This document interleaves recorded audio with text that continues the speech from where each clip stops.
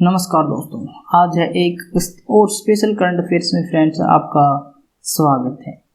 आज का हमारा पहला क्वेश्चन है, संयुक्त आर्थिक एवं व्यापार समिति के कार्य क्या है?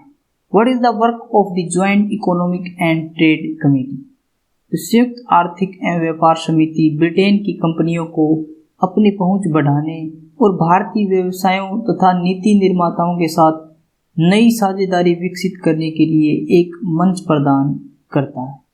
The joint economic and trade committee provides a platform for UK companies to expand their reach and develop new partnerships with Indian businesses and policy makers.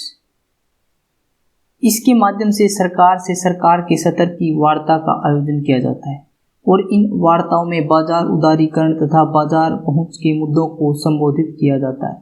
सामान्यतः मुक्त व्यापार समझौतों का प्रयोग दो या दो से अधिक देशों के बीच व्यापार को सरल बनाने के उद्देश्य से किया जाता है। भारत और ब्रिटेन आर्थिक संबंध कैसे? India and Britain, how is the economic relationship?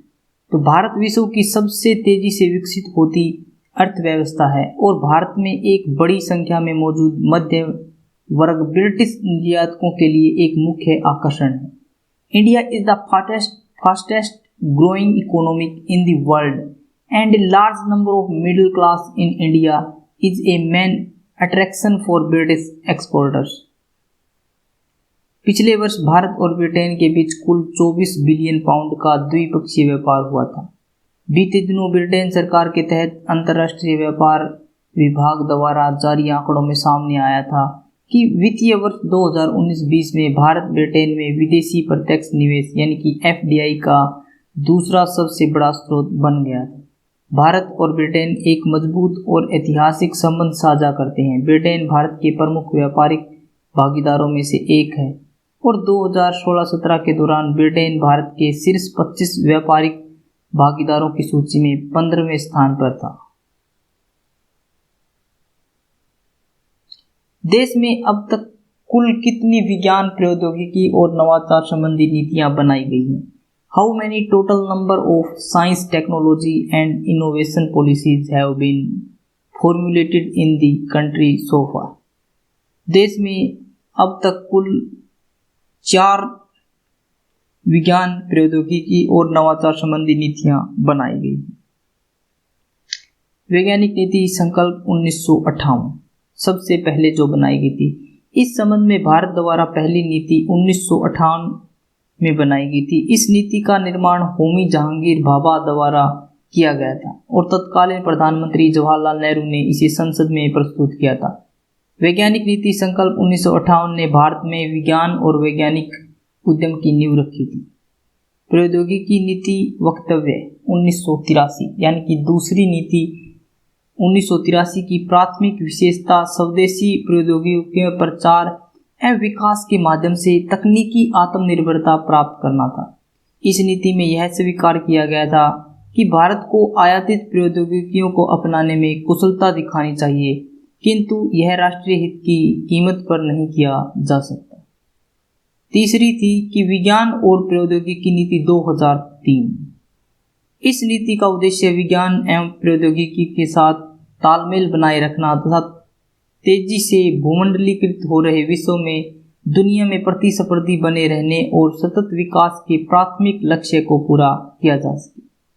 विज्ञान, प्रौद्योगिकी एवं नवाचार नीति 2013। इस नीति के तहत 2010 से 2020 के दशक को नवाचार के दशक के रूप में परिभाषित किया गया। नीति के तहत यह स्वीकार किया गया कि विश्व स्तर पर प्रतिस्पर्धी बने रहने के लिए भारतीय अर्थव्यवस्था को ज्ञान आधारित अर्थव्यवस्था में परिवर्तित करना आवश्यक है। यह नीति एक मजबूत राष्ट्रीय नवाचार पारिस्थितिकी तंत्र के निर्माण की दिशा में एक कदम था। पॉइसन अनुपात का क्या अर्थ है? What does Poisson ratio mean?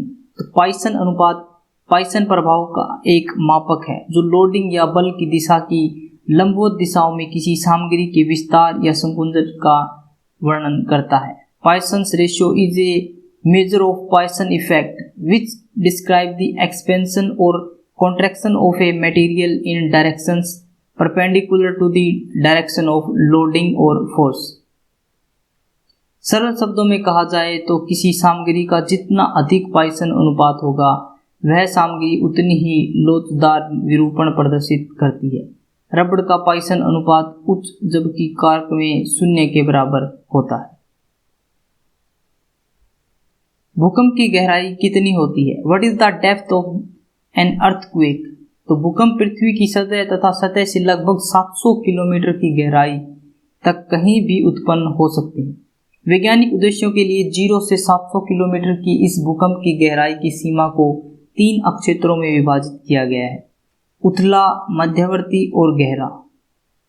Earthquake about 700 kilometre from the earth surface and surface can occur anywhere up to depth of 0 to 700 kilometer for scientific purposes. The depth range of this earthquake is divided into 3 regions: shallow, intermediate and deep. उथले भूकंप यानी कि 0 से 70 kilometre के बीच, मध्यवर्ती भूकंप 70 से 300 kilometre की गहराई पर और गहरे भूकंप 300 से 700 किलोमीटर की गहराई पर उत्पन्न होते हैं। कम वेग का अक्षेत्र। ऊपरी मेंटल में कम भूकंपीय तरंगों के कम वेग के आधार पर LVZ यानी कि कम वेग का अक्षेत्र की पहचान की जाती है। यह 180 से 220 किलोमीटर की गहराई का क्षेत्र होता है। इस क्षेत्र में उच्च भूकंपीय ऊर्जा में कमी हो जाती है। यह क्षेत्र आंशिक पिघलित अवस्था में पाया जाता है, अतः यह उच्च विद्युत चालकता वाला क्षेत्र होता है।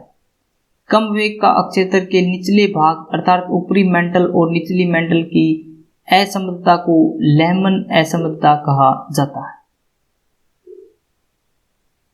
फ्रेंड्स, अगर आपको रेलवे के लिए रेलवे NTPC या railway group D, railway JEE के लिए प्रिपरेशन करनी है तो करंट अफेयर के लिए आप यहां से प्रिपेयर कर सकते हैं। ऑडिट ऑनलाइन ऐप किसके लिए बनाया गया है? What is the audit online app designed for?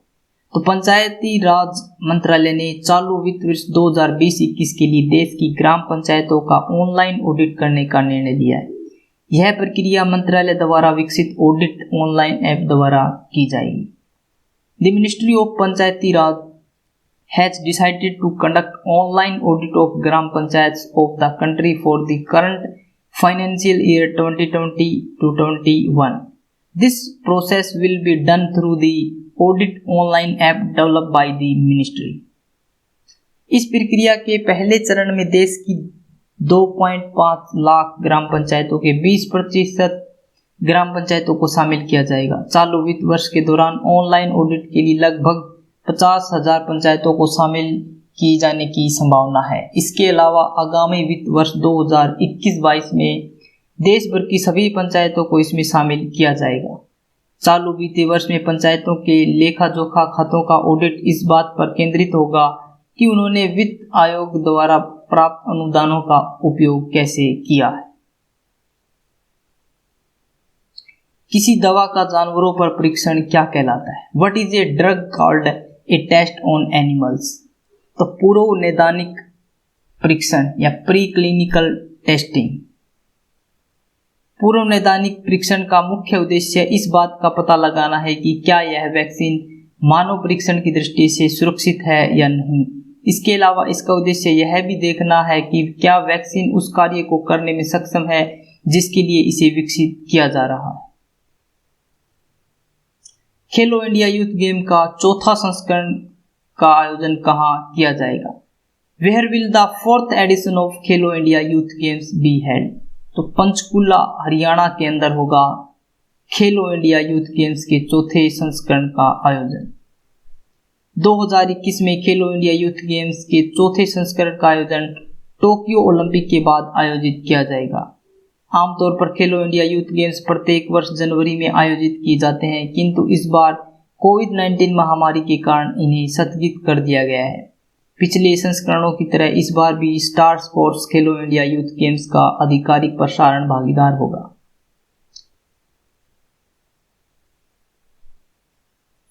विजय दिवस कब मनाया जाता है? When is victory day celebrated? तो 26 जुलाई को कारगिल विजय दिवस के रूप में मनाया जाता है।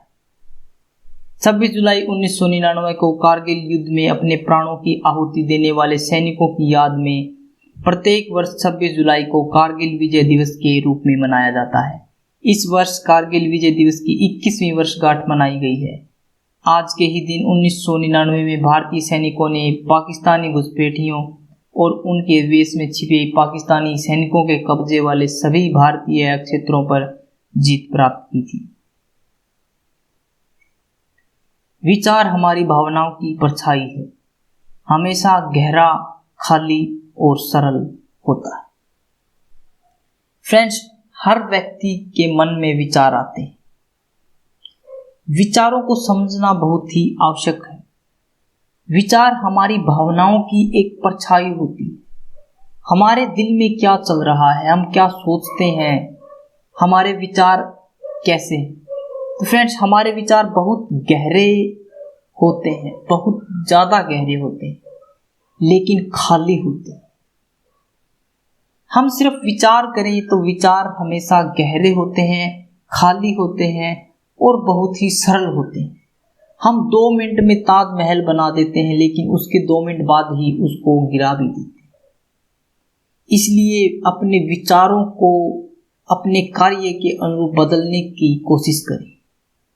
अपने मन में जो विचार लाएं उसके प्रति ऐसा प्लान बनाएं ताकि आप उन विचारों को रियल में एक कह सकते हैं कि उपजाऊ कर सकें। Question of the day friends, Kargil युद्ध कब हुआ था?